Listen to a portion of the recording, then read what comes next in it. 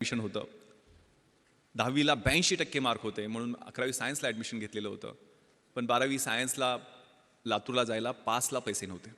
250 रुपये पासला नव्हते. आईनं द्यायला उशीर केला. 15-20 दिवस 12वी सायन्सची कॉलेज चुकलं. आपल्याला माहीत आहे सायन्सचा अभ्यास कसा असतो. आणि मग त्या त्या त्या फ्रस्ट्रेशनमधून, त्या आगतिकतेमधून तिनं गळ्याला फास लावला. तिनं जी सुइसाईड नोट, आत्महत्येपूर्वीची जी चिठ्ठी लिहिलेली ती अजूनही माझ्या मोबाईलमध्ये आहे. त्याच्यात ती काय लिहिते, बाबा मला माफ करा, माझं चुकलंय, मला माहीत आहे, पण पर्याय काय नव्हता. आणि माझी एकच विनंती आहे, 13व्या दिवशी तुम्ही माझं गोड जेवण जे करता ना, ते कृपया करू नका. त्यातनं पैसे खर्च होतील, ते पैसे वाचवा आणि माझ्या बहिणीचं लग्न लावण्यासाठी ते पैसे जपून ठेवा. माहीत नाही 69 वर्ष होऊन गेली स्वातंत्र्याला, अशी परिस्थिती आपल्याला सामोरी जावी लागते. दुसरी एक घटना, तिथली शेजारची परळी वैजनाथ, त्या ठिकाणी मी एक वेगळ्या कार्यक्रमाला गेलेलो होतो. त्या गावानं एका मुलीला 10वीला 96.5% मार्क मिळाले म्हणून 1 लाख रुपये सगळ्या गावानं जमा करून दिलेले होते. आता ही 96.5% मार्क मिळालेली 10वीतली मुलगी कुठल्या IAS IPS किंवा शिक्षकाच्या किंवा कुठल्या मध्यमवर्गीयाच्या किंवा कुठल्या उद्योगाच्या घरातली नव्हती. तिचे आई वडील हे तिथल्या स्मशानामध्ये झोपडं लावून तिथल्या स्मशानामधल्या चिता पेटवण्याचं काम करायचे. घरात लाईट सुद्धा नव्हती. दिवा कधी कधी विजला की स्मशानात चितेचा जो अग्नी असतो त्या आगीच्या उजेडात अभ्यास करून तिनं 96.5% मार्क मिळवलेले होते.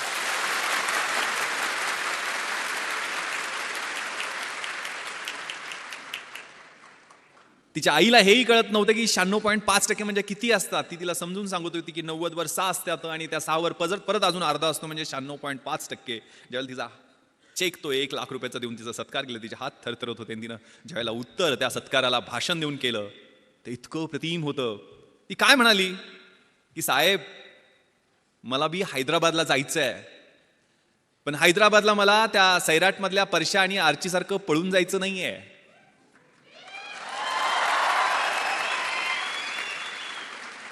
मला हैदराबादला सरदार वल्लभभाई पटेल राष्ट्रीय पोलीस अकादमीमध्ये IPS प्रोबेशनर म्हणून तुमच्यासारखे ट्रेनिंग घ्यायला द्यायचं.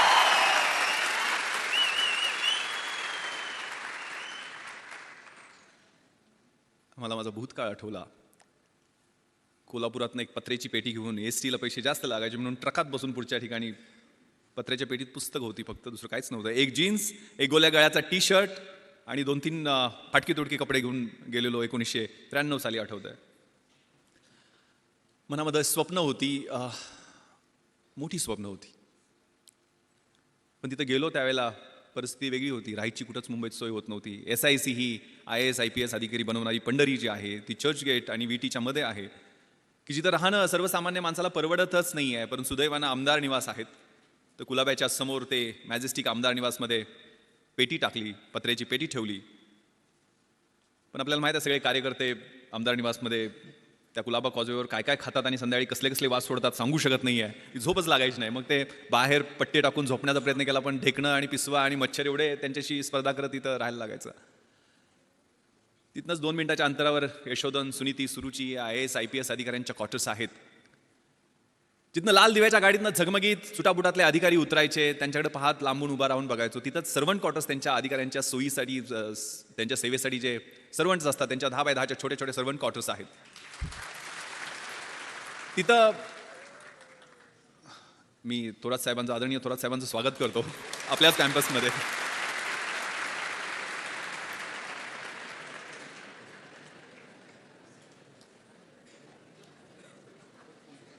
त्या 10 बाय 10 क्वार्टर, 10 बाय 10च्या सर्वंट क्वार्टर्समध्ये सुद्धा त्यावेळेला राहायला सोय झाली नाही. तिथनंच 2 मिनिटाच्या अंतरावरती CCI, बॉम्बे जिमखाना असे बड्या लोकांचे क्लब आहेत की जिथनं तारेच्या कुंपणामधनं आतमध्ये पोरही बड्या बापांची स्क्वॉश, टेनिस कसे खेळतायत ते वाटकूक बघण्याचा प्रयत्न करायचो, पण वॉचमनच्या शिव्या खायचो. तिथनंच 2 मिनिटाच्या अंतरावरती मेट्रो नावाचं थिएटर आहे की जिथं मला आठवते त्यावेळेला 1993-94ला शाहरुख खानचा कभी हा कभी ना हा सिनेमा रिलीज झालेला होता. आणि शाहरुख खानला बघण्यासाठी त्या बाउन्सरच्या शिव्या खात 2 तास उभा होतो. लांबून तो काहीतरी झलक त्याची दिसली, केस वाढलेली, आणि आतमध्ये जाताना 2 मिनिटाच्या अंतरावरती ताजमहाल हॉटेल आहे की जिथं कधी स्वप्नही पाहिलं नाही की आपल्याला चहा प्यायला मिळू शकेल. कारण चहाची त्यावेळची किंमत 25 रुपये असायची आणि खिशानं कधी 10 रुपयाच्या वर राईस प्लेट खाण्याची परवानगीच दिली नव्हती.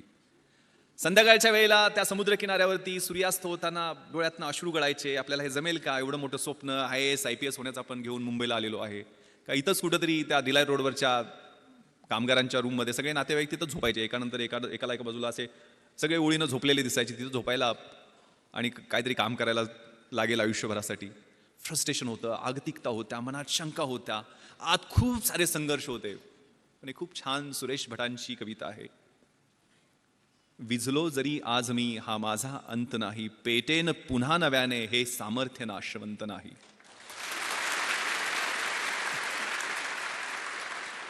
छाटले जरी पंख माझे पुन्हा उडेन मी, अडवू शकेल मजला अजूनशी भिंत नाही. माझी झोपडी जाळण्याचे झालेत कैक कावे, जळेल झोपडी अशी आग ती ज्वलंत नाही. येतील वादळे खेटेल तुफान तरी वाट चालतो मी, अडथळ्यांना भिवून अडखळणे पावलांना पसंत नाही. ती मनामध्ये ऊर्जा होती, ते स्वप्न होतं. मग त्यांना एक जिद्द निर्माण झाली आणि 2 वर्ष 1995 आणि 96 2 वर्ष पेकाट मोडेतोपर्यंत आणि बुडाला फोड येतोपर्यंत अभ्यास केला आणि परिस्थितीनं यू टर्न घेतला. परिस्थिती पालटली. IPS मध्ये निवड झाली. मुंबईत डेप्टी कमिशनर ऑफ पोलीस म्हणून नेमणूक झाली. ज्या ठिकाणी 10x10च्या सर्वंट क्वार्टरमध्ये झोपायला जागा शोधत होतो त्याच ठिकाणी 2200 स्क्वेअर फीटचा आलिशान फ्लॅट मरीन ड्राईव्हवरती शासनानं राहायला दिला.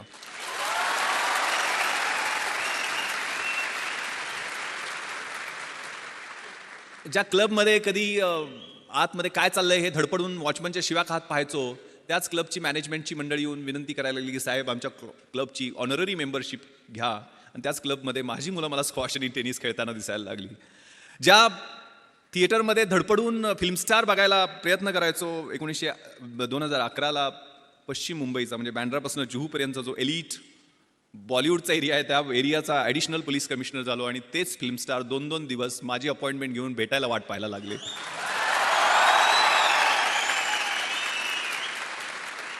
ज्या ताजमध्ये कधी चहा प्यायचंही स्वप्न पाहिलं नाही, त्याच ताजमध्ये 26/11च्या रात्री सगळ्यात जास्त मी आणि माझ्या सहकाऱ्यांची वाट पाहिली गेली. आणि तिथंच अतिरेक्यांची 2 हात केल्यामुळे राष्ट्रपतींचं शौर्य पदक आम्हाला प्रदान करण्यात आलं. मी हे माझं कौतुक करण्यासाठी सांगत नाही आहे. एक फाटक्या चड्डीतनं सुरुवात शाळेत केलेली ती कुठंपर्यंत कशा पद्धतीनं ते मला सैराटमध्ये असं लपून चालायला लागायचं लहानपणी, आठवतंय मला. तर ती परिस्थिती कशी बदलू शकते त्यासाठी मनगटात किलिंग इन्स्टिंक्ट, लाथ मारीन तिथं पाणी काढीन, ही जिद्द, हे तुमचं वय आहे. त्या वयामध्ये तुम्ही आहात, क्रुशियल वयामध्ये आहात. आणि ते मग साकार करण्यासाठी काय मी एकटाच नव्हतो. मी माझ्या गावातनं एकटा नव्हतो. आमच्या गावातनं ज्यावेळेला मुंबईसारख्या 1.5 कोटी लोकसंख्येच्या शहरातनं एकही मुलगा IAS, IPS आणि IFS मध्ये नव्हता. त्यावेळेला कोकरूडमधनं आमच्या छोट्याशा गावातनं आम्ही 3 जण IAS, IPS आणि IFS मध्ये सिलेक्ट झालेलो होतो.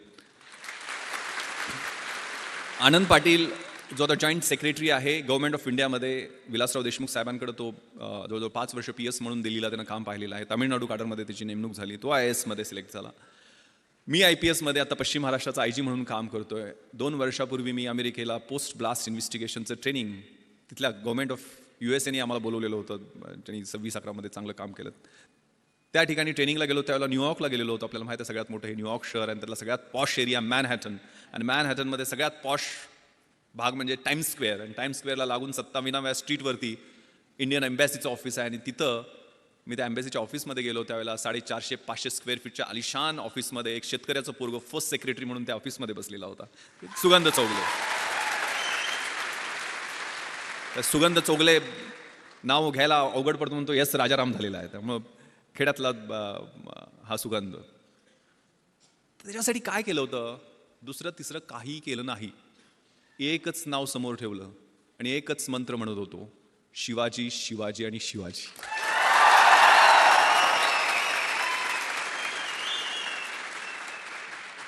कुठेतरी व्हॉट्सअपवरती मला मेसेज आलेला होता की शिवाजी कुणाला म्हणायचं? जो 65 किलोची तलवार वागवतो त्याचं नाव वेसाजी. जो 2000 सैन्याशी एकटा झुंजतो त्याचं नाव बाजी. जो हात तुटला तरी शत्रूशी लढत राहतो त्याचं नाव तानाजी. जो 8 तासात घोडा दिल्लीवरून पुण्याला घेऊन येतो त्याचं नाव संताजी. जो शत्रूच्या छावणीत घुसतो आणि शत्रूच्या छावणीचा कळस कापून आणतो त्याचं नाव धनाजी. जो ढाण्या वाघाला एकटा सामोरे जातो आणि त्याला उभा फाडतो त्याचं नाव संभाजी. आणि या सगळ्यांना एकत्र घेऊन स्वराज्याचं नंदनवनाचं तोरण बांधतो त्याचं नाव शिवाजी.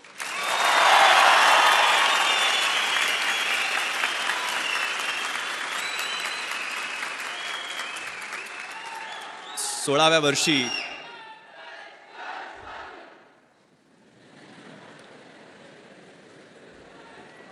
नुसत्या नुसत्या आरोळ्या नाही द्यायच्या, नुसत्या घोषणा नाही द्यायच्या.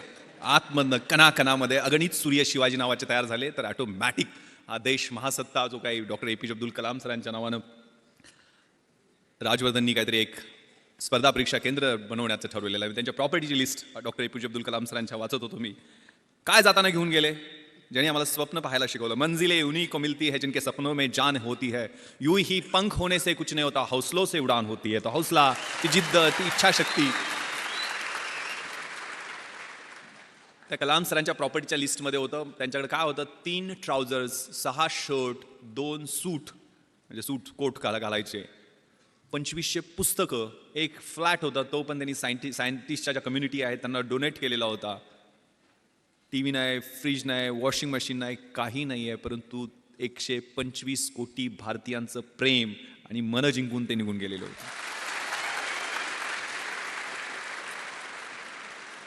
तर हा मंत्र शिवाजी शिवाजी शिवाजी का मी सांगतोय, कारण त्यांनी प्लॅन जो केला. What is planning? सगळं मॅनेजमेंट, सगळं काही शिकायचं असेल तर छत्रपती शिवरायांच्या चरित्रातनं शिकायला पाहिजे. What is planning? Deciding in advance what to do, when to do, how to do, who is suppose to do it. कसं करायचं, काय करायचं, केव्हा करायचं, त्याचं नियोजन कशा पद्धतीनं करायचं, याला प्लॅनिंग म्हणतात. आणि प्लॅनिंगसाठी आपल्या समोरचं चॅलेंज कोणतं आहे, आपल्या समोरचं आव्हान कोणतं आहे, आपला ॲडव्हर्सरी कोण आहे, आपला शत्रू कोण आहे, परीक्षा समोर धरा. परीक्षेला समोर धरलं आणि एक सून झू नावाचा चिनी युद्धशास्त्रज्ञ आहे, त्यानं खूप छान विश्लेषण, आर्ट ऑफ वॉर नावाचा 511 बिफोर क्राइस्ट त्यांनी ग्रंथ लिहिलेला आहे, त्याच्यात त्यांनी विश्लेषण केलेलं आहे. If you know yourself, युद्धशास्त्रातलं हे तत्व आहे जे आपल्या आयुष्यामध्ये तेवढंच लागू पडतं. If you know yourself and if you know your enemy, you need not worry about the result of 100 battles. तुम्हाला स्वतःबद्दल पूर्ण माहिती असेल आणि शत्रूबद्दल पूर्ण माहिती असेल तर 100च्या 100 युद्धामध्ये तुमचा विजय निश्चित आहे. पण माहिती कशा पद्धतीनं, कशा पद्धतीचं विश्लेषण, स्वॉट प्रिन्सिपल आपण वाचलेलं असतं. Strength, weaknesses, opportunities and threats. आपली बलस्थानं कोणती आहेत, आपली दुर्बल स्थानं कोणती आहेत, आपल्या समोरच्या संधी कोणत्या आहेत आणि आपल्या समोरचे धोके कोणते आहेत, याचं योग्य विश्लेषण स्वतःचं आणि शत्रूचं, म्हणजे परीक्षा असेल तर परीक्षेचं, सिलेबस कसा आहे, प्रश्नपत्रिका कशा येणार आहेत, गेल्या 10 वर्षातल्या कशा आहेत, पुढच्या कशा येऊ शकतील, सिलेबसमध्ये what to do and what not to do, हे कशा पद्धतीनं करायचं ते तुम्ही ठरवता का, त्याच्यावर काम करता का, नियोजन करता का. आणि त्याच्यानंतर स्मार्ट पद्धतीने. What is smart? Specific, measurable, attainable, realistic and time bound. स्मार्टचा फुल फॉर्म आहे. तशा पद्धतीनं तुम्ही अभ्यासाचं नियोजन करता का, आणि मग तो स्मार्ट अभ्यास असेल तर तुम्हाला यश मिळण्याचं गुणोत्तर अधिक चांगलं होत जातं. If you know yourself and if you do not know about your enemy, after every victory gain you will suffer a defeat. जर तुम्हाला स्वतःबद्दल माहिती असेल पूर्णपणे, मात्र शत्रूबद्दल माहिती नसेल तर एका विजयानंतर तुम्हाला एक पराभव पचवावाच लागेल. जर तुम्हाला स्वतःबद्दलही माहिती नसेल आणि शत्रूबद्दलही माहिती नसेल तर you will suffer a defeat in every other battle. जर स्वतःबद्दल पण माहिती नसेल आणि शत्रूबद्दल माहिती नसेल तर आपल्याला मार खायला लागणार हे निश्चित आहे.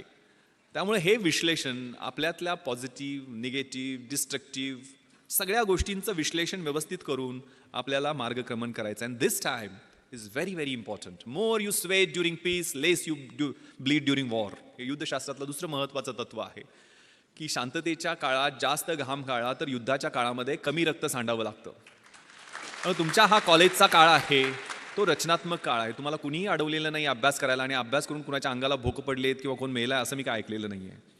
त्यामुळे आई वडील आपले खूप खस्ता खाऊन आपल्याला इकडं अभ्यासासाठी पाठवतात. कारण माझ्या वडिलांनी अर्धा एकर शेती विकलेली होती, मला सांगितलं पण नाही. कधीही त्यांनी मला एक पोस्टकार्ड लिहायचे. पोस्टकार्डवर त्यांची सही मोडीतली सही आहे. जुने पैलवान होते ते, 4थी शिकलेले. आईचं शिक्षण तर झालेलं नाही आहे, पण लिहिता वाचता तिनं नंतर शिकली थोडंफार वाचायला.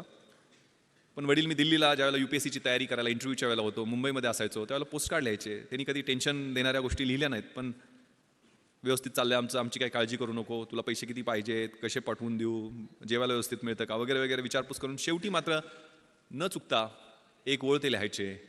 मला गावाकडे प्रेमानं भावड्या म्हणतात. भावड्या, माझे डोळे मिटायच्या आधी तुला लाल दिव्याच्या गाडीतनं आलेलं मला पाहायचं आहे.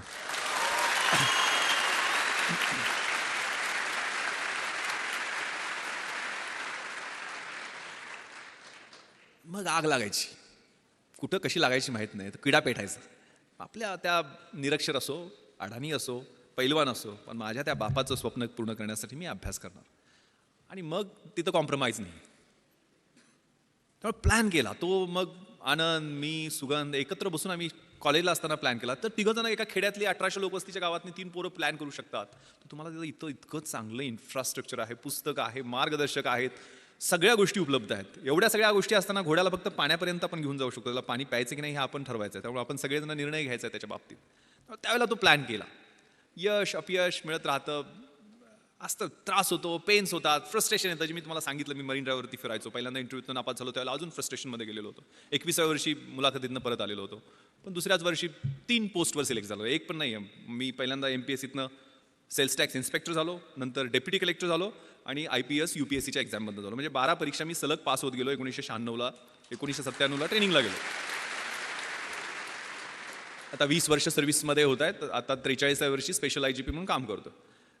त्या कशा पद्धतीनं पास होत गेलो, त्याचं नियोजन कसं होतं, ते काय ऑटोमॅटिक आलं का लक बाय चान्स होता, किंवा आमच्या तिघांचं यश एकत्र कसं काय मिळालं, तर याला एक ट्रॅप होता. When you are planning to fail when you are willing to plan you are planning to fail असं म्हटलं जातं. तुम्ही नियोजन करणं हे परत परत रिपीट करतो की तुम्हाला काय करायचं आहे ते आत्ता ठरवा. म्हणजे IAS IPS ह्यात पूर्ण मिळून 150 पोस्ट असतात. IAS IPS आणि IFS सगळ्यात मिळून साधारण 900-950 पोस्ट वेगवेगळ्या 26 अलाइड सर्व्हिसेसमधल्या ठरल्या तरी असतात. त्या काही सगळी मिळून येणार नाहीत. पण तुम्हाला ज्या क्षेत्रामध्ये जायचं आहे त्याच्यात कशा पद्धतीनं गोल्स आहेत, त्याला कशा पद्धतीनं तयारी करावी लागेल. पुस्तकं मिळणं प्रॉब्लेम होता. कशी मिळवणार पुस्तकं? मी मोठ्या म्हणजे पश्चिम महाराष्ट्रात मी युद्ध पातळीवर प्रयत्न करून यावेळेला 33,000 गणपती मंडळांना DJ आणि डॉल्बी लावू दिले नाहीत. 100% आम्ही यश मिळवलं की डॉल्बी पूर्ण बंद गणपती मंडळ. कारण मी गणपतीच्या आशीर्वादानं IPS मध्ये सिलेक्शन झालं माझं. त्याचं रिझन मी सांगतो. गणपती मंडळात पैसे, मग आम्ही शेतकऱ्याच्या पोरांना पैसे कुठून मिळणार? इथल्यासारख्या चांगल्या कॉलेजमध्ये किंवा इन्फ्रास्ट्रक्चर असणाऱ्या कॉलेज, राजाराम कॉलेजमध्ये होतो, गव्हर्नमेंट कॉलेज होतं. तिथं काय सिव्हिल सर्व्हिसेसची पुस्तकं तुम्हाला घरी मिळतील अशी परिस्थिती नव्हती. मग आम्ही मित्र बसलो. मग काय करायचं? यावेळेला गणपती मंडळात डॉल्बी आणायचं नाही, नटी नाचवायची नाही. दरवेळेला ती नटी नाचवण्यावर भांडणं आमच्या गावात व्हायचं. मग कोल्हापूर भाग आहे ना, इकडे काय परिस्थिती वेगळी नाही आहे. मी नेवाशाला वगैरे जाऊन आलेलो आहे, सगळा परिसर पाहिलेला आहे तुमचा. सो एक गाव एक गणपती करण्याचा आम्ही निर्णय घेतला. आणि माहीत आहे पोलिसांना किती टेन्शन असते. इथे इन्स्पेक्टर उमासे बसलेले आहेत. म्हणजे मी गणपती स्तोत्र पण त्यानंतर रोज म्हणायला लागलो. प्रणम्य शिरसा देवम गौरीपुत्रम विनायकम भक्ता वासम स्मरणित्यम आयु कामार्थ सिद्धे विद्यार्थी लभते विद्या धनार्थी लभते धनम पुत्रार्थी लभते पुत्र मोक्षार्थी लभते गतीम. म्हणजे ज्या देवाच्या पूजनाने प्रत्येक शुभ कार्याची सुरुवात होते. जो विद्यार्थ्याला विद्या देतो, धन पाहिजे त्याला धन देतो, अपत्य पाहिजे त्याला अपत्य देतो, मोक्ष पाहिजे त्याला मोक्ष देतो, तो गणपती बाप्पा आम्हा पोलिसांना मात्र भरपूर टेन्शन देतो. कारण त्याच्याकडे असणारं अटेन्शन. मग ते अटेन्शन आम्ही बदललं. गावातनं पैसे जमा केले आणि व्याख्यान मला घेतली. त्यावेळेला निर्मल कुमार फडकुले, शिवाजीराव भोसले असे व्याख्याते आणून सुद्धा आमचे 44,000 रुपये शिल्लक राहिले. कारण सहकार चळवळ आमच्या भागात ही चांगल्या पद्धतीनं रुजलेली आहे. सगळ्या कारखान्यांनी सुदगिरण्यांनी चांगली मदत दिली होती. 7 का 8,000 रुपये खर्च आले. 44,000 रुपये. मग करायचं काय याचं? तर गाववाल्यांनी वेगवेगळे प्रस्ताव दिले. कोणी म्हटलं तालीम बांधूयात, कोणी व्यायामशाळा करूयात, कोणी म्हटलं ॲम्ब्युलन्स गावात आणूया, त्याच्यासाठी अजून पैसे जमा करू. पण आम्ही प्रस्ताव दिला की हे पुस्तकासाठी पैसे आम्हाला द्या. आम्हाला काही कथा, कादंबऱ्या, नाटकं, कविता असली पुस्तकं नको. तर आम्हाला MPSC, UPSC, bank recruitment, railway recruitment, army recruitment याच्यासाठी लागणारी स्पर्धा परीक्षेची पुस्तकं पाहिजे. ते वाघिणीचं दूध आम्हाला द्या, आम्ही तुम्हाला रिझल्ट दाखवू. गाववाल्यांनी नाही होय करत पुस्तक आणायला परवानगी दिली. 44,000 रुपये आम्हाला पुस्तकासाठी मिळाले. मी आणि माझे मित्र ती लिस्ट घेऊन पुण्याला गेलो. पुण्यामध्ये जेवढी जमतील तेवढी. त्यावेळेला NCERTची पुस्तकं कुठं मिळतात हे पण माहीत नव्हतं. NCERTची पुस्तक विमाननगरला कुठल्या तरी एका सेंट्रल स्कूलच्या तिथल्या लायब्ररीमध्ये मिळतात म्हटल्यानंतर तिथनं आम्ही जाऊन पुस्तकं आणली. म्हणजे हनुमान जशी संजीवनीसाठी अख्खा डोंगर घेऊन आलेला होता, तशी जेवढी मिळतील तेवढी NCERTच्या पुस्तकात ठराविकच लागतात पुस्तकं. या परीक्षेसाठी व्हॉट नॉट टू डू हे खूप महत्त्वाचं असतं. ते नियोजन, कॉमन सेन्स, परीक्षेची तयारी. म्हणजे हे UPSCसाठी मी बोलत असलो तरी तुम्ही ह्या रेग्युलर गोष्टी तुमच्या रोजच्या जीवनामध्ये सवयी लावून घ्या. कारण अभ्यासाची शैली माझ्या अंगभूत मी करण्याचा प्रयत्न केला होता. मी मोटरसायकलचा नंबर दिसला तरी त्या 786 असेल तर 786 झाली. जगाच्या इतिहासात काय झालं, महाराष्ट्राच्या इतिहासात काय झालं, भारताच्या इतिहासात काय झालं ते आठवायचा प्रयत्न करायचो. डायरी प्रत्येक पानावर माझ्या छोटी डायरी होती त्या ठोकळ्यात. कारण मी इतिहासात माझा ऑप्शनल सब्जेक्ट होता. मी कुठलेही म्हणजे CSR एक माझ्याकडे असायचं नेहमी, जे नेहमी जाताना कुठेही वाचायचो. मी अगदी ॲन्युअल ट्रेनिंग कॅम्पला रुकडीला गेलेलो होतो कोल्हापूरच्या जवळ. 5 महाराष्ट्र बटालियन NCCC सर्टिफिकेट मी केलेलं आहे. शेवटच्या वर्षी ज्यावेळेला कॅम्प होता त्यावेळेला CSR घेऊन गेलेलो होतो. आणि तिथं मग वक्तृत्व स्पर्धा जाहीर झाल्या, इलोकेशन कॉम्पिटिशन. मग त्याच्यात मी पार्टिसिपेशन केलं. इंग्लिश आणि हिंदीच. NCC असल्यामुळे 2च ऑप्शन होते. हिंदी काय जमायचं नाही. इंग्लिश पाठांतर खूप चांगलं होतं पण अर्थ काय कळायचं नाही. एक CSRचा मॅगझिन होतं माझ्याकडे, त्यात नॅशनल इंटिग्रेशनचा निबंध होता. इकडेही विषय नॅशनल इंटिग्रेशन, पण तो निबंध देशात पहिला आलेल्या मुलाचा होता. आणि तो निबंध मी काहीही कळत नसताना जसाच्या तसा पाठ केला आणि मी पहिला नंबर काढला. म्हणजे अजूनही मला तो निबंध आठवतोय, नॅशनल इंटिग्रेशनवरती जो होता. The strength of the nation lies not in its loud claims and moth directive principles of the state policy but in the spirit of service and that of the complete dedication of one's both body and soul to the cause of unity and integrity of the nation. आता महत्त्वाचं सांगतो, मी deputy collector उपजिल्हाधिकारी म्हणून जे selection झालं त्यावेळेला मला फक्त इंग्रजीमध्ये 100 पैकी 92 मार्क मिळाले होते म्हणून झालेलं होतं. हे 92 मी मराठी माध्यमाचा, माझं ॲव्हरेज इंग्लिश होतं, पण माझं ग्रामर आणि रायटिंगमधलं इंग्लिश बोलताना मी UPSCची मुलाखतसुद्धा मी मराठीतून दिलेली आहे. पण तिथं मी काय केलं, मी पेपर फोडला नव्हता. 92 मार्क मला कसे पडले, कारण त्यावेळेला 40 मार्काला एसे असतो. आता मी कुठला निबंध पाठ केला होता, नॅशनल इंटिग्रेशनचा, आणि इथं मला निबंध कुठला आलेला होता, if I were a prime minister, मी पंतप्रधान झालो तर. आता मी कसे बदल केले त्यातले, म्हणजे मी मगाशी आता भाषणात सांगितलं, नॅशनल इंटिग्रेशनमध्ये कसं होतं, the strength of the nation lies not in its loud claims and mouth watering directive principles of the state policy. इकडे कसं केलं, the strength of the nation lies not in prime ministers loud claims and his mouth watering directive. पुढे असं होतं, however with every salute and cheers to our grand and mighty past we cannot but admit that our present is afflicting, sometimes it is horrifying, sometimes frustrating. इकडे कसं केलं, however with every salute and cheers to our grand and mighty past of Jawaharlal Nehru, Indira Gandhi, और present, त्यावेळेला इंदरकुमार गुजराल आणि ते चंद्रशेखर सरकार पडणं वगैरे सुरू होतं, ते सगळं इट इज अफ्लिक्टिंग, समटाईम्स हॉरिफाईंग. असे व्यवस्थितपणे फिलिंग द ब्लँक्स केले आणि व्यवस्थितपणे पेपर तो लिहिला आणि 92 मार्क मिळाले आणि मी डेप्युटी कलेक्टर होऊ शकलो. हा प्रयोग माझ्या मित्रानं केला आणि त्याला 37 मार्क फक्त पडले. त्यामुळं हा प्रत्येकाचा इंडिव्हिज्युअल अप्रोच असतो, प्रत्येकाच्या अभ्यासाची शैली ही वेगळी असते. माझी दुसरं कारण, मी डेप्युटी कलेक्टर होण्याचं माझा समाजशास्त्र विषय मी घेतलेला होता. कधी घेतला, ज्यावेळेला MPSC प्रिलिम्सचा रिझल्ट लागला आणि मी पास झालोय आणि 1.5 महिन्यांनी MPSCची मुख्य परीक्षा आहे हे माहीत झाल्यानंतर मी समाजशास्त्र विषय घेतला. कारण मराठी लिटरेचर माझा दुसरा ऑप्शनल सब्जेक्ट UPSCच्या अभ्यासाठी, IAS IPSच्या तयारीसाठी मराठी साहित्य होता. पण MPSCमध्ये मराठी साहित्याचा चांगला स्कोअर होत नाही आहे, त्यामुळे मला माझ्या मित्रांनी सांगितलं की तो विषय घेऊ नको. मग मी समाजशास्त्र विषय घेतला. समाजशास्त्राचं, सोशॉलॉजीचं स्पेलिंग सोडून मला काहीही माहीत नव्हतं. मी बाजारात गेलो, सगळ्यात छोटं पुस्तक असेल ते निवडलं आणि ते 175 पानाचं पुस्तक घेऊन आलो. आणि माझा एक मित्र संजय देशमुख, जो MPhil इन सोशॉलॉजी झालेला होता, त्याला म्हटलं, मला जरा मार्गदर्शन करे, माझा 7 दिवस मी देऊ शकतो या विषयाला, मला समाजशास्त्र विषयात चांगले मार्क्स पाडायचे आहेत. तोही मेन्सला होता. तो 3 ठोकळे त्यानं मोठे मोठे काढले आणि जवळजवळ 350-400 डेफिनेशन्स इंग्लिशमध्ये त्याला पाठ होत्या. आणि असं टेन्शन दिलं की म्हटलं, आता आपण गळ्यात दगड बांधलेला आहे आणि उडी मारलेली आहे आणि 100% बुडणार. मात्र ते 7 दिवस त्या पुस्तकाबरोबर मी अभ्यास केला, म्हणजे रोमॅन्स केला, लिटरली कॉन्सेप्ट समजून घेतले.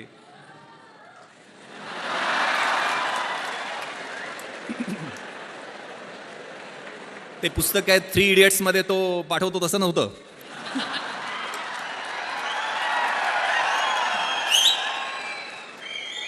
आणि तुम्हाला विश्वास बसणार नाही, माझं मार्कशीट तुम्हाला मी दाखवेल.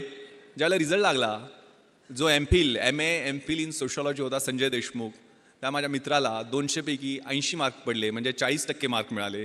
त्या ठिकाणी 8 दिवस रोमॅन्स करून, 8 दिवसच अभ्यास करून मला 200 पैकी 160 म्हणजे 80% मार्क मिळाले.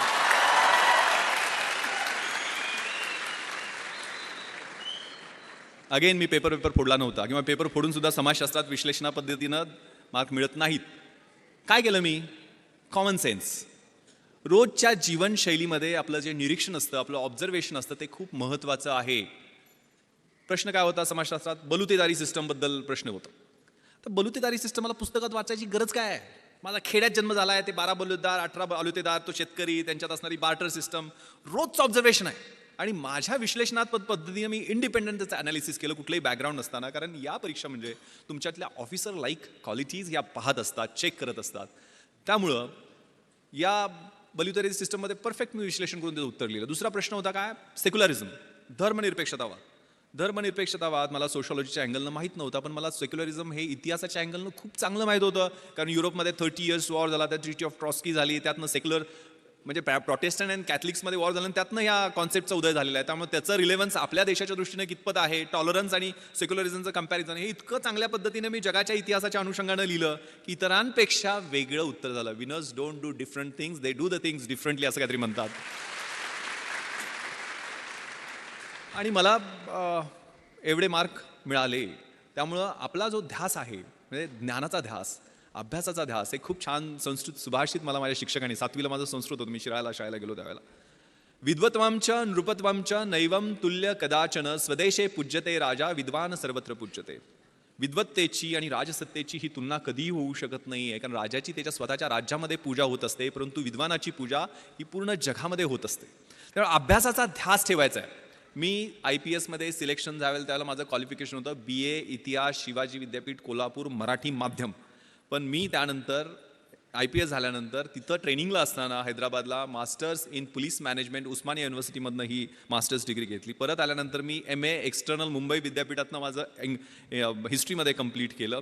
त्यानंतर मी लातूरला आणि नांदेडला SP असताना तिथनं मी LLB माझं कंप्लीट केलं आणि गेल्या वर्षी मी मराठवाडा विद्यापीठातनं बाबासाहेब आंबेडकर मराठवाडा विद्यापीठामधून LLMचं फर्स्ट इयर तिथं फर्स्ट येऊन कंप्लीट केलं. आता सेकंड इयरला मला ॲडमिशन घेता आली नाही आहे, कारण 1 वर्षात माझी ट्रान्सफर झाली.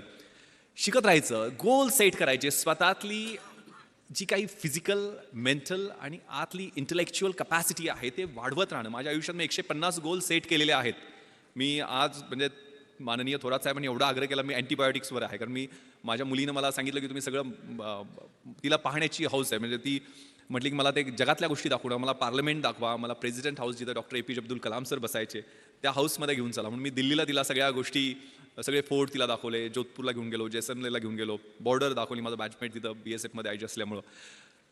आणि म्हणजे तिला मी सर APJ अब्दुल कलाम सरांना भेटायला गेलो त्यावेळेला तिला ऑटोग्राफ देताना त्यांनी विचारलं, येस व्हॉट्स युअर नेम बेटा? ती म्हटली Janhavi. Okay Janhavi, do you want to become IPS officer like your father? तर ती म्हणाली, no sir, I want to become doctor APJ Abdul Kalam.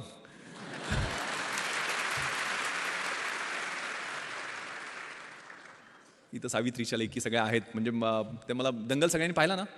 Yes, that's fighting spirit, that should be there. त्यामुळे हे सगळं जे आहे ना, आणि इकडं सगळे शिवाजीचे मावळे असं काहीतरी म्हटले ना.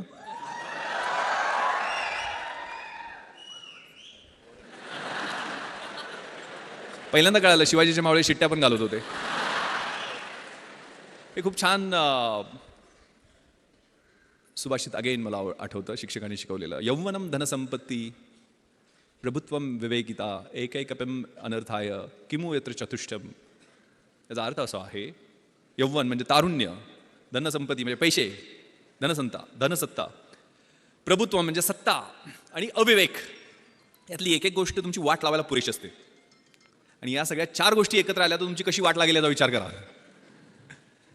त्यामुळे कधीही जमिनीवरचे पाय आपले हलू द्यायचे नाही आहेत, परिस्थितीची जाणीव असली पाहिजे आणि मग अभ्यास करायचा. अभ्यास असा करायचा, the heights of great men reached and kept were not attained by sudden flight, but while their companions were slept they were toiling upwards in the night. जी उंची मोठी माणसं गाठतात ती थोरात साहेबांनी ज्यावेळेला 1978ला सुरुवात केली होती त्यावेळेला काय 100-150 सुद्धा विद्यार्थी नव्हते. आज 10,000 विद्यार्थी या कॅम्पसमध्ये आहेत. त्यावेळेला त्यांनी कष्ट केलेलं असतं, ते विजन असतं समोर, एक दूरदृष्टी असते, आणि त्या दृष्टीनं त्यांनी पाऊल एक पाऊल टाकत पुढे गेलेले असतात. त्यावेळेला नियोजन, अगेन मी चार्ज घेतलं. माझं नियोजन म्हणजे काय असतं थोडक्यात सांगतो. मी 11 जुलैला कोल्हापूर रेंजचा चार्ज घेतला. मी रोज, आता IG झालं म्हटलं, मी पहिल्यासारखं 24 तास काम करणार नाही आहे, ठरवलं. आता SP मी कामाला लावेल, मग मी रोज 10 तास काम करेल. मग 10 तास मी रोज काम केलं तर किती कामाचे दिवस माझे 31 मार्चपर्यंत होतात. 790 करेक्ट दिवस होतात. 790 दिवस माझे इन्स्पेक्शन 5 जिल्ह्यात माझ्याकडे आहेत, तर 10 दिवस 10 तास प्रत्येकी असे 5 जिल्ह्यांचे इन्स्पेक्शन केल्यानंतर किती दिवस होतात. मी रोज 2 तास नागरिकांना भेटण्यासाठी देईल तर ते किती तास होतात. मी 2 तास टपाल, माझं रोजचं टपाल काढेल त्याच्यासाठी किती दिवस होतात. मी माझ्या अधिकाऱ्यांच्या मीटिंग्स रिव्ह्यूसाठी गेल ते 2-2 तास मी असे स्लॉट्स बनवले. तसे अभ्यासाचे सुद्धा मी ज्यावेळेला UPSCची तयारी करत होतो 4 तासाचा सकाळचा स्लॉट, पहाटेचा, मी 3 वाजता उठायची सवय होती. अशी सोय इतरांनी पण प्रयत्न केला आणि नापास झालेत. अगेन मी सांगतो तुम्हाला, ज्यावेळेला योग्य वाटते त्यावेळेला उठा आणि अभ्यासाचे 3 स्लॉट, सकाळचा 4 तासाचा, दुपारचा 4 तासाचा आणि संध्याकाळचा 4 तासाचा. मग दुपारच्या वेळेला मला झोप यायची, तर मी कुठल्या त्यावेळेला मला जे कठीण विषय वाटतात ते मी त्यावेळेला घेणार नाही आहे. सकाळच्या फ्रेश स्लॉटमध्ये मी ते घेईल. ज्यावेळेला मला सोपे वाटतात ते मी दुपारच्या स्लॉटमध्ये घेईल. अभ्यासात सुद्धा 1 तास वरचा ग्राफ वाढत जातो, नंतर 2 तास स्टेबल राहतो आणि तिसऱ्या वेळेला खाली येतो. तर सायंटिफिकली मी अभ्यासाचं नियोजन तशा पद्धतीनं करेल. मी जास्तीत जास्त लिहील. माझी उत्तरं इतरांपेक्षा कशी वेगळी राहतील, कारण 5 उत्तरं 60-60 मार्कांची UPSCच्या 300 मार्कांच्या प्रश्नासाठी लिहावी लागतात. एक एसेचा पेपर असतो, 3 तास बसून एकाच विषयावर 200 मार्कांचा एसे लिहावा लागतो. मग 3 तास एका विषयावर लिहायला किती आपल्याला अभ्यास असला पाहिजे किंवा किती ज्ञान असलं पाहिजे किंवा किती पद्धतीचं आपलं जजमेंट असलं पाहिजे, त्याचा लॉजिकल फ्लो कसा असला पाहिजे याची तयारी. कारण 2000 मार्कांची ती परीक्षा म्हणजे आतून बाहेरून किस काढते. तुमच्यातलं काही राहत नाही आहे. त्यातल्या सगळ्या गोष्टी 2 ऑप्शनल सब्जेक्ट्स, आता पॅटर्न कंप्लीट बदललेला आहे. त्यामुळे माझ्या वेळेच्या 2 ऑप्शनल सब्जेक्ट्स, 2 जनरल स्टडीजचे 300-300 मार्कांचे पेपर्स, एक एसेचा 200 मार्कांचा पेपर आणि मुलाखत शेवटी. असं व्यवस्थित फ्लो, म्हणजे प्रिलिमिनरी एक्झामिनेशनमध्ये 5-6 लाख मुलं बसतात, त्यात 800-900 सगोशे सगळे असतात. मग ते पहिल्या टप्प्यातनं निघून 50,000 येतात. मग 50,000 मुलांची साधारण मेन एक्झामिनेशन ही 2,000 मार्कांची, आता 1750 मार्काची होते ती मेन एक्झामिनेशन. त्यातनं मग 300 मार्कांचा इंटरव्ह्यू, आता तो 250 मार्कांचा, 275 मार्कांचा आहे. तर तो 3 टप्प्यातनं मग मेन एक्झामिनेशनमध्ये साधारण 2,000 मुलं निघतात आणि म्हणजे पोस्ट असतील त्याच्या 2.5% टाइम्स. तर त्यातनं मग 750-800 फायनल लिस्टमध्ये येतात. त्यातले टॉपचे एक 70-80 IAS होतात, नंतरचे IPS किंवा IFSमध्ये प्रिफर करतात आपल्या प्रेफरन्सप्रमाणे, बॉडी पॅरामीटर्सप्रमाणे. नंतर IRS, रेल्वे सर्व्हिसेस, असे वेगवेगळे प्रेफरन्स. त्याचा प्लॅन, मग त्यातले काडरमध्ये नेमणूक होणं हे अजून सोन्याहून पिवळं. तर ह्या सगळ्या गोष्टी, त्याचं नियोजन त्या कॉलेजच्या असताना त्यावेळेला सुरुवात केलेली होती. ती आपल्याला ज्या क्षेत्रामध्ये जायचं आहे त्याची पूर्ण माहिती करून घेणं आणि त्याच्याप्रमाणे नियोजन करणं. आज तर नेटवर तुम्हाला A to Z सगळ्या गोष्टी उपलब्ध आहेत. मात्र आपली मुलं, मी आता एक सर्वे वाचत होतो, जगातला सर्वे येतो, 20,000 तास आजकाल 16 वर्षापर्यंत मुलं नेटवरती यायचं. आता 20,000 तासामध्ये ते साधारण 15,000 मर्डर, 12,000 रेप आणि अप्रॉक्सिमेटली 1,00,000 पोर्नोग्राफी क्लिप पाहत आहेत. आणि याच्यामुळं ऑटोमॅटिक वेपन्सचा वापर, ड्रग्सचा वापर, एड्स, चाकूसुऱ्यांचा वापर शाळांमध्ये वाढलेला आहे. पण आपण कशा पद्धतीनं त्या व्हॉट्सअप किंवा सोशल मीडियावरती कुठल्या संगतीमध्ये आहे. कारण मी 3 रेव पार्ट्यावरती रेड केलेल्या आहेत. मी पुण्याची इकडं तुम्हाला माहीत असेल, पण मुंबईमध्ये ओकवूड हॉटेलमध्ये क्रिकेटचे IPL प्लेयर्स वगैरे पकडले होते म्हणून खूप गदारोळ झालेला होता मुंबईमध्ये. खूप मला मोठ्या लिडिंग न्यूजपेपरनी 5 प्रश्न विचारले, मोठमोठी आर्टिकल्स लिहायच्या, नाईट लाईफवर तू हल्ला करणारा कोण वगैरे वगैरे. पण ज्यावेळेला यांचे ब्लड आणि युरिन रिपोर्ट्स आले, त्यातल्या 98% मुलींच्या ब्लड युरिन्समध्ये अफीम, चरस, गांजा, कोकेन असे नाही, फ्लनिट्रेप्झेमसारखे, म्हणजे त्याला नायट्राईट बेस्ड ड्रग्ज म्हणतात, ज्याला डेट रेप म्हणतात, जे पबमध्ये गेल्यानंतर एक ड्रॉप थम्सअपच्या एखाद्या बाटलीमध्ये मिक्स केला आणि तो एखाद्या मुलीला दिला तर तिची मेमरी ब्लर होते. एक संडे नावाचा सिनेमा आलेला होता, Sunday is missing from the life of that girl, किंवा फॅशनमध्ये हा प्रकार दाखलेला होता. म्हणजे डेट रेप, डेटवर घेऊन जायचं आणि रेप करायचं, सकाळपर्यंत तिचं आयुष्य उद्ध्वस्त झालेलं असतं.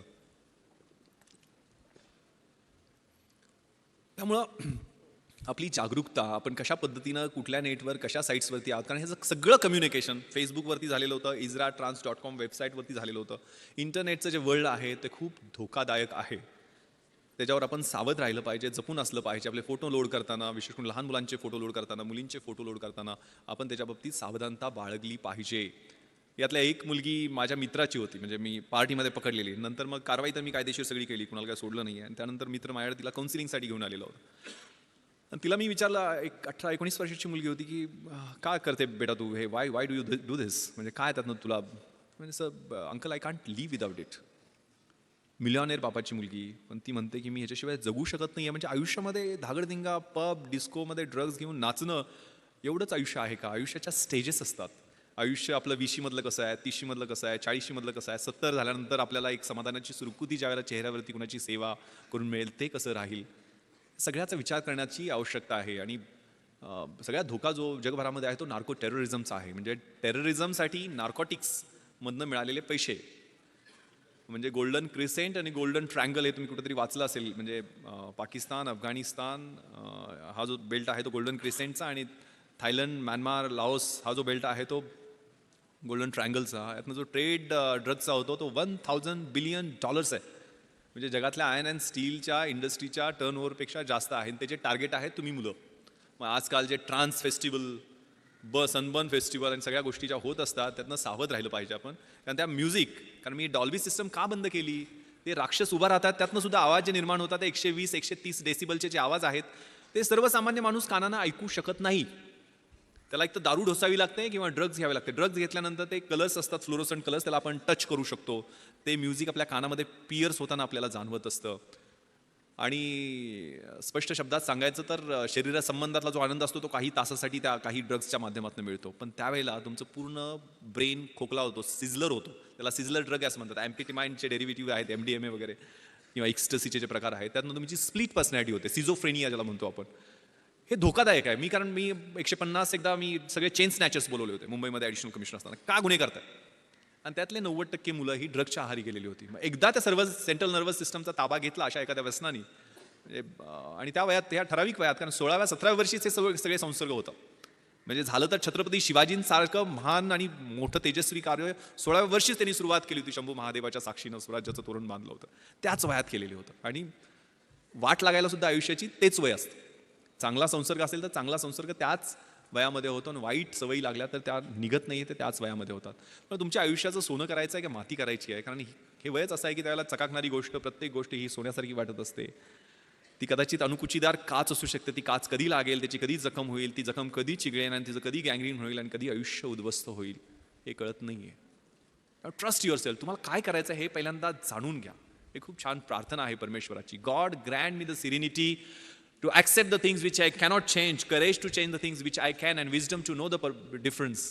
परमेश्वरा, ज्या गोष्टी मी बदलू शकतो ते बदलण्याचं मला धैर्य दे, ज्या बदलू शकत नाही आहे ते स्वीकारण्याचं मला सामर्थ्य दे, आणि ज्या बदलू शकतो आणि ज्या बदलू शकत नाही आहे त्या दोन्हीमधला फरक ओळखण्याचं शहाणपण दे. ते शहाणपण खूप महत्त्वाचं आहे.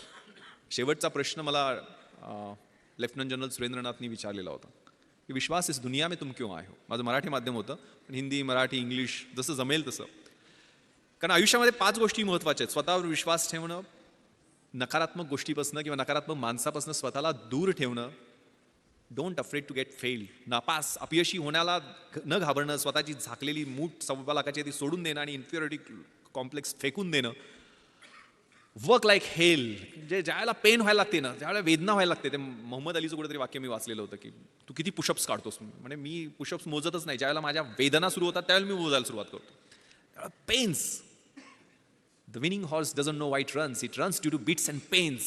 Life is a race. God is your rider. And if you are getting beats and pains, then it's for sure that you are going to win the race. शर्यतीत जो घोडा पळतो ना, त्याला माहित नसते तो का पळतोय. त्याला जे चटके, फटके, चापकाचे ओरखाडे मिळत असतात त्यामुळे तो पळत असतो. आणि जीवन ही अशीच एक शर्यत आहे. परमेश्वर हा तुमचा रायडर आहे. आणि जर तुम्हाला ते चटके आणि फटके मिळत असतील तर परमेश्वराची इच्छा आहे की तुम्ही ती शर्यत जिंकावी. तेव्हा ते चटके फटके मिळत आहेत का, तेव्हा आयुष्य प्लेन नाही आहे. Work like hell and give something back to the society. Last, very important. आपण कशासाठी आहे, काय आहे आणि आपण काय द्यायचं. जगातली 3 सगळ्यात सुंदर क्रियापद आहेत. To love, to help and to serve. प्रेम करणं, मदत करणं आणि सेवा करणं. ज्या ज्या वेळेला शक्य आहे त्या गोष्टीसाठी आपण तडफडून पुढे गेलं पाहिजे. त्यातनं जे समाधान मिळतं ते आपल्या सेल्फिश मोटिव्ह किंवा मटेरियलिस्टिक किंवा भौतिक गोष्टीमधनं मिळत नाही. मी जी मुलाखतीत मला शेवटचा प्रश्न विचारला होता की विश्वास इस दुनिया में क्यों आहे, गोंधळून टाकणारा प्रश्न होता. UPSCचे त्यावेळेचे चेअरमन त्यांनी हा प्रश्न विचारलेला होता. मी तर स्वतःचं कर्तृत्व नाही, आई वडील मला घेऊन आले दुनियेमध्ये. पण मी त्यावेळेला त्यांना एक कविता मला आवडते सर, कदाचित ती माझ्या आयुष्याचं उद्दिष्ट मी ठरू शकेल. आणि ती कविता मी नेहमी म्हणून दाखवतो. Very meaningful poem, the poem of लामांच्या. युद्धातल्या सैनिकाची ती कविता आहे. To dream the impossible dream. जे अशक्य आहे ते स्वप्न मला पाहायचं आहे. टू फाईट द अनबीटेबल फो. ज्याचा कोणी पराभव करू शकत नाही त्याला जाऊन मला हरवायचं आहे. To run where the brave dare not to go. ज्या ठिकाणी कुणी जाण्याचं धाडस करत नाही तिथे जाऊन मला धावायचं आहे. To try when your arms are too weary. माझे हात, पाय, बाहू, शरीर सगळं थकून गेलंय त्यावेळेला मला तो एव्हरेस्ट समोर दिसतोय. तो एव्हरेस्ट गाठण्यासाठी मला एक पाऊल पुढे टाकायचं आहे. To reach that unreachable star. This is my quest to follow that star, no matter how hopeless, no matter how far. To fight for the right without questions, without pause. To be willing to march into the hell for heavenly cause. मला सत्यासाठी संघर्ष करायचा आहे. त्यावेळेला कोणताही प्रश्न विचारायचा नाही, कोणताही थांबा घ्यायचा नाही आहे. माझी नरकात जायचीही तयारी आहे, मात्र त्यासाठी असणारं कारण स्वर्गीय असलं पाहिजे.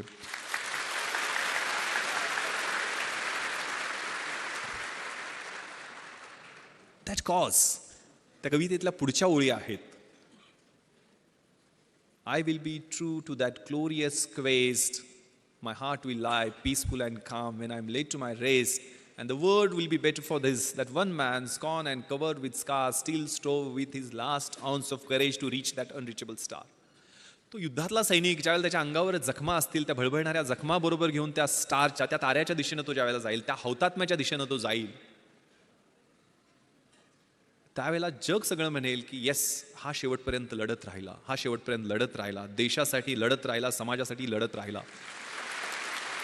कारण डिग्निटी, डेथ विथ डिग्निटी खूप महत्त्वाची आहे. आपल्या आयुष्याचा शेवट कसा होतो हा खूप महत्त्वाचा आहे. कारण आता उदाहरण देताना, सुरुवातीला परिचय करून देताना 26/11 सांगितलं गेलं. 26/11च्या अगोदरची परिस्थिती, दरम्यानचे ते 60 तास आणि त्यानंतरचे 1.5 वर्ष मी मुंबईला बदलताना पाहिले आणि माझ्या आतमधनं जे बदल होत होते ते मी पाहिलेले आहे. माझी पत्नी बऱ्याचदा विचारते की तुम्ही एक ग्लॉक पिस्टल घेऊन, बुलेट प्रूफ जॅकेट नसताना, कारण ते ऑड युद्ध होतं. कारण मी आणि माझा बॉडीगार्ड सुरुवातीला आम्ही दोघंच घुसलेलो होतो. 9:40 अतिरेकी 2 मुख्य दरवाज्यातनं आणि 2 नॉर्थ कोर्ट गेटमधनं घुसले आणि 9:51 11व्या मिनिटाला मी आणि माझा बॉडीगार्ड अमित खेतले, ज्याला 3 गोळ्या लागल्या, दोघं जण आम्ही पाठीमागच्या स्विमिंग पूलच्या गेटमधनं आत घुसलो. 11व्या मिनिटाला मी घुसलो. ज्यावेळेला खाली स्विमिंग पूलच्या एरियामध्ये 7-8 परकीय नागरिकांचे मृतदेह रक्ताच्या थरोळ्यात होते, त्यावेळेला खात्री होती की आपलाही इथंच एंड आहे, हीच आपली समाधी आहे. आतमध्ये 100% आपण जिवंत राहणार आहे, पण मारायचं किंवा मरायचं एवढंच ध्येय त्यावेळेला समोर होतं. त्यामुळे हात थरथरले नाहीत.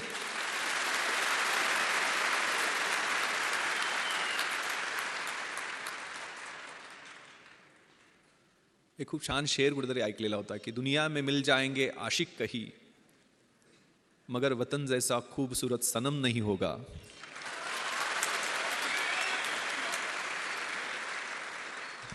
नोटों में लिपटकर सोने में समेटकर मरे है कई, मगर तिरंगे जैसा खूबसूरत कफन नहीं होगा.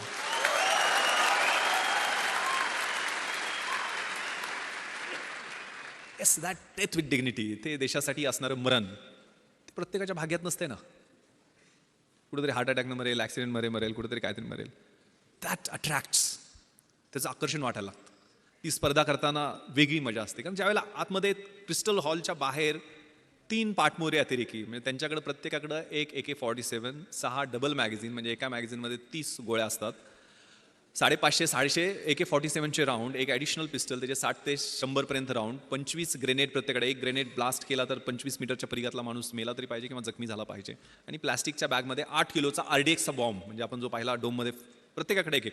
आणि असे 4 होते आणि आम्ही 2 जण होतो. माझ्याकडे ग्लॉक पिस्टल होती, जी कम्पॅरेटिव्हली चांगलं वेपन आहे.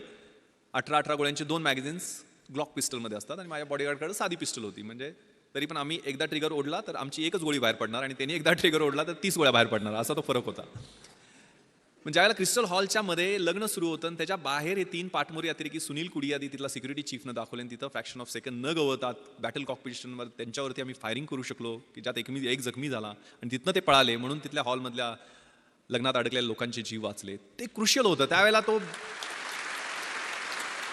बाहेर गोंधळ अडकलो असतो, मला कोणी प्रश्न विचारले नसते, कारण माझ्या बुलेट प्रूफ जॅकेट नव्हतं, ॲडिशनल मॅन पॉवर येण्याची वाट पाहणं स्वाभाविक होतं.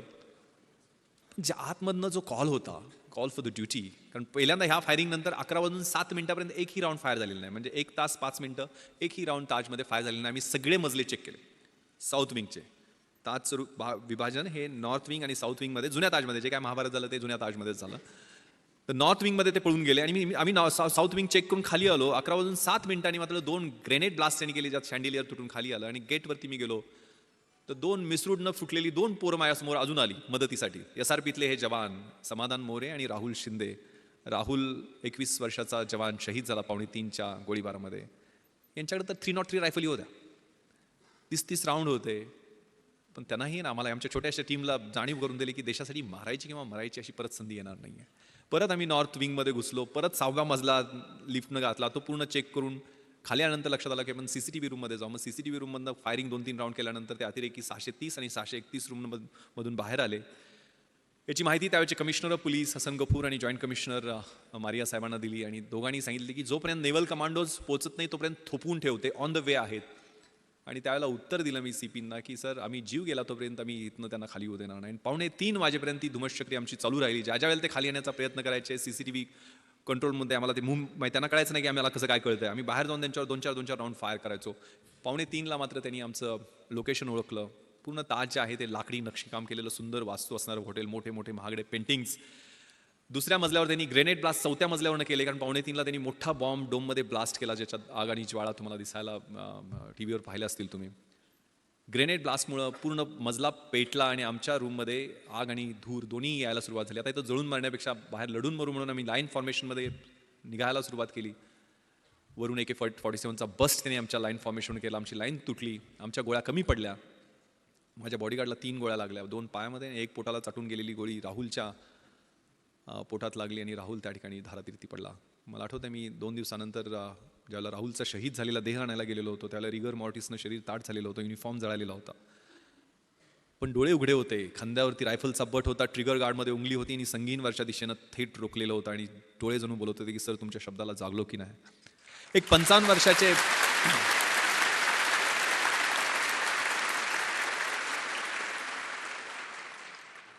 एक 55 वर्षाचे अंमलदार तुकाराम मुंबाळे त्यांचं नाव, 5 गोळ्या पोटामध्ये घेतात काय, AK-47च्या एक लाठी घेऊन तो माणूस चढाई करून जातो कसाबवरती, 5 गोळ्या पोटात घेतल्या तरी पकड ढिली होत नाही आणि एक अतिरेकी जिवंत पकडला जातो. दिस इज मिराकल. न इज्जत दे, न अजमत दे, न सूरत दे, न सीरत दे, मेरे वतन के वास्ते अरब, मुझे मरने की सिर्फ हिम्मत दे. ही हिम्मत खूप महत्वाची आहे. उद्दिष्ट ठेवायचं आहे, स्वप्न ठेवायचं आहे आणि मार्गक्रमण करायचं आहे. निराश व्हायचं नाही आहे. सपोर्ट करायला तुम्हाला एवढी मोठी सिस्टम या ठिकाणी आहे.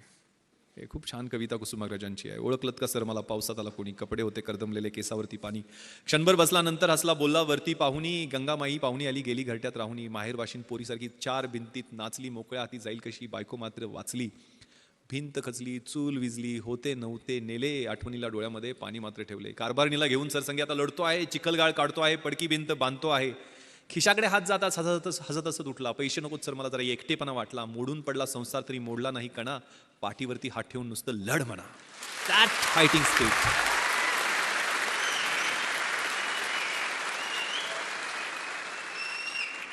That is the fighting spirit जे तुमच्या वयामध्ये छोट्या मोठ्या आव्हानांना, छोट्या मोठ्या अडचणींना, छोट्या छोट्या आक्रमणांना घाबरायचं नाही आहे. विपत्तीमध्ये मी भयभीत होणार नाही आहे हे मला माहीत आहे, मात्र त्याच्यासाठी माझ्याकडं लढण्याचं बळ दे, एवढंच देवाकडे मागायचं. That spirit that is very very important. आणि ते मला वाटतं लढण्यासाठी उद्युक्त करतं. ते त्याच वयामध्ये हालात के कदमों पर सिकंदर नहीं गिरता, टूटा कोई तारा तो जमी पर नहीं गिरता, गिरते हैं शौक से दरिया समंदर में लेकिन किसी दरिया में समंदर नहीं गिरता. ते तारे तुम्ही आहात, ते सिकंदर तुम्ही आहात, ते समंदर तुम्ही आहात. ती इन्स्टिंक्ट या वयामध्ये असते. आयुष्य डेफिनेशन बदलण्यासाठी आहे. Roger Bannister, Gandhiji, Mandela, Edison, name the bus, mother Teresa, या सगळ्यांनी डेफिनेशन्स बदलल्या. आपल्याला आयुष्य त्यांच्यावरच मिळणार आहे. 70-80 वर्ष काय असेल ते. आपण कशाचे डेफिनेशन्स बदलणार आहे? मी काय बदल घडणार, मी परिवर्तन कसं करणार, आणि मला जो बदल अपेक्षित आहे तो माझ्यापासून मी सुरुवात करणार आहे का, हा विचार करण्याची आवश्यकता. आणि घाबरायचं नाही आहे, भिहायचं नाही आहे. कशाला